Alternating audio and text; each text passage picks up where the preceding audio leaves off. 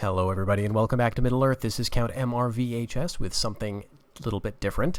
I'm very excited to bring you a sneak peek at some of the work we've been doing, and in particular Webba84 has been doing with regard to a new submod project that you may or may not be aware of.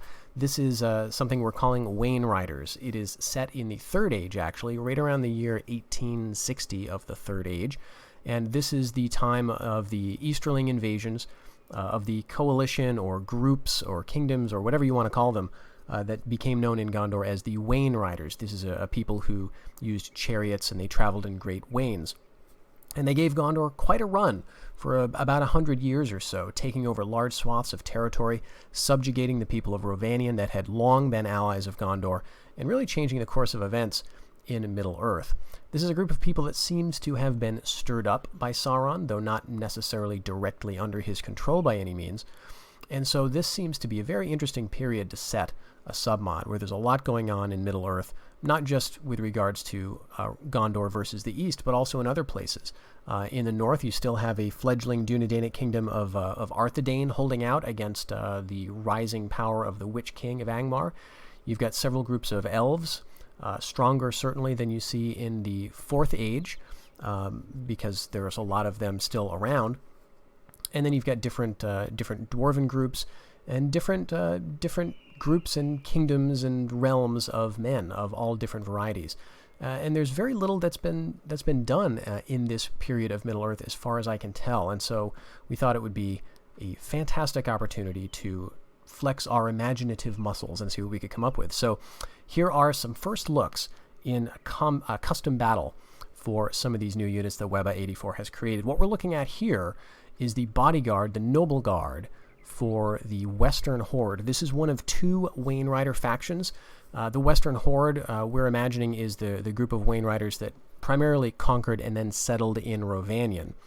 And so this bodyguard is a heavily armored archer unit with spears as well as bows for use in melee. So love the detail in this. The armor, it looks familiar to the rune units that you might expect if you've played the Fourth Age, but with enough differences that it really is striking. I also particularly love this standard with the horse tail symbolism and everything. So this is the noble guard, your bodyguard. You also do, of course, have some chariot units here. We've got the Wainrider chariots. This is a melee-only chariot where you've got a driver and a rider armed with this long-handled axe, which also has a point on the end of it. It's kind of hard to see from this angle, but really nice details. I like the banner hanging in the back as well. And then if you're familiar with Fourth Age, you may recognize this a little bit. These are war wains, but of course they look a bit more proud, a bit more showing off than their later incarnation. So these guys have some ostentatious scale armor with very nice detail, throwing spears. And of course, like all chariot units, they're going to cause fear and be deadly to cavalry and have a very high charge and everything else. You do need to watch for terrain, though, and that's why I've deployed them over here as opposed to over here where you see these bushes, stones, things like that where they can get stuck. And so hit and run is what you want to do with your chariots. The Wainriders also have a pretty healthy complement of cavalry. And here we've seeing some steppe lancers. These are, I believe, a tier 2 cavalry unit. Fairly basic riders, just young, enthusiastic looters, essentially, with a spear and shield. Good on the charge, but not a lot of staying power. And then horse archers, Easterling horse archers with an axe as a backup weapon. You may be able to tell that this is somewhat a Hunnic-inspired faction, but in addition to their native Easterling troops, they also have some representation of the Northmen whom they conquered and integrated or forced into their armies. So this is one such unit, Sworn Spears. Spears, of course, but also javelins for throwing. Heavier Northmanic style armor. And then over here, I did throw in a unit of Sworn Champions. This is going to be the highest tier Northman infantry that the Western Horde will be able to train. Very fearsome looking unit.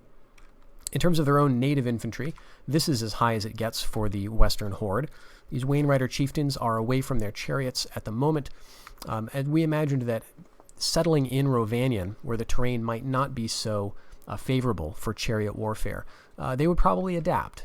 Probably more of their units would fight as infantry or on horseback rather than in chariots at need. So this is a hybrid unit with javelins as well as axes, and so a very good unit. More on the lower end here, I think this is a tier 1 step axes, kind of inspired by Scythian axes, and just the idea that you'd have some of these guys on foot just to sort of run up and do some damage to the enemy.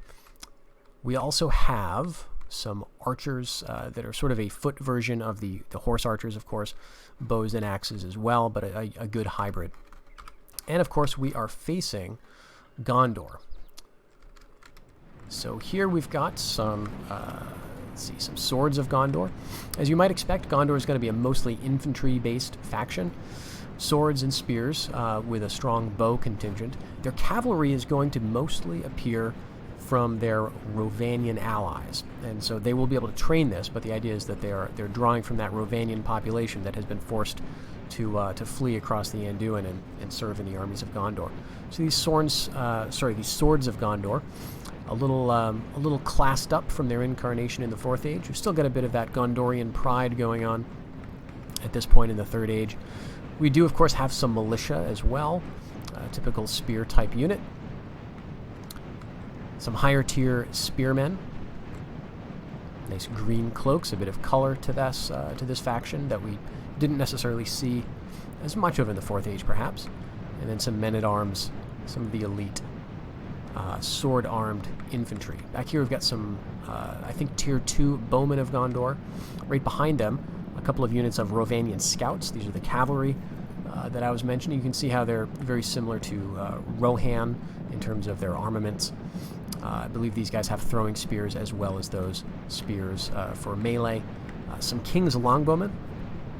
And then finally, this very interesting, this is the new bodyguard for Gondor. This is a foot unit with very nice looking pauldrons. I always like pauldrons with some of the crested helmet there. So they're going to march forward, and we're going to have to see what we can do about that. So I'm sending forward my cavalry on both sides. And the tough thing that I imagine is going to be the case about the Western Horde is that you've got a lot of skirmish units and you've got a lot of chariots, or at least a couple of units of chariots. And so you're going to have to worry about micromanaging a lot of stuff. Now, I should say that these are not all of the units available to either of these factions. There are going to be more, especially Northmen-inspired units available to the Western Horde. There's a few other units available to Gondor that I haven't shown here, but we're just giving you some look at what they do have. So over here, we're handily just running roughshod over these Rovanian scouts of Gondor, and I think I had 4 different cavalry units here, so it's easy to see why that would have worked. And we're bringing up the chariots because I don't want them to get sort of caught back behind my infantry. Again, with chariots, you want them to sort of keep moving, and so we're moving them around the left flank. That's actually going to draw some of the enemy infantry away from the battle line, and given that our infantry line is very weak compared to Gondor, that's actually what we do want to do. We want to make sure that our cavalry and our chariots are operating and pulling away some of these other units. Now again, the matchups here are work in progress in terms of the unit stats. So don't expect that in the final version of the submod you're going to see a battle like this play out in this way. This is just kind of a for fun and a first look type of thing. But here we see some men-at-arms facing off against sworn champions. They are losing heavily, and they're going to get charged in the flank by Rovanian scouts, but they in turn are going to be seen off by the bodyguard unit, the Noble Guard. Over in the back, we are seeing the chariots run over some of the archers. We're running down these bowmen of Gondor. Very good. But we're going to get caught because they're throwing in some militia and spears. And just watch these chariots fall. So you don't want to stick around and let this happen. But we're getting caught by actually their bodyguard, Knights of Gondor. And when you're static like this and you don't have a charge built up and you get caught by infantry, that's when you take a lot of losses. In fact, the War Wains are going to rout, but we will get them back in a little while. In the further back, our cavalry is still doing well, running into swords, and we've actually run down some other units of archers, and I think militia as well. You want to use combined arms when it comes to chariots. You don't typically want to use them just by themselves. So I've got them with some cavalry archers here to sort of thin out the ranks. Gondor militia routing pretty quickly after a charge from our stepped lancers. So we're doing well in the back, but the fight in the on the front line is holding pretty steady. Made a slight bit of progress here, finally managing to rout these men-at-arms. We've got our chariots back, so we're going to charge into the bodyguard again. Try this a second time. Do manage to take out some of them, and we're throwing javelins as well. That's hurting their morale, and that's letting our infantry and cavalry charge in to the enemy king and deal the killing blow. With that done, the rest of it should just be a matter of time. We've got enough cavalry here to sort of blob up and devastate these other units of Gondor. King's Spearmen are routing. The Swords of Gondor will be routing very soon. There they go, and the Gondor militia as well. So just a matter at this point of mopping up what little resistance remains on the field, and a heroic victory. So again, this is going to play out very differently, I'm sure, once we do the balancing and the tweaking of the unit stats and so on. But sort of a fun look at what you might expect to be able to train and field when it comes to at least the Western Horde and the Kingdom of Gondor. And stay tuned for other videos like this. I do want to bring you some more snippets of progress on the mod as we go forward and flesh out other unit rosters, developing maybe starting positions. Maybe we'll take a look at some of the situations of the campaign map. We'll see what we can bring you. So stay tuned. Thank you very much for joining me, everybody, and I hope you have a great day. Bye-bye.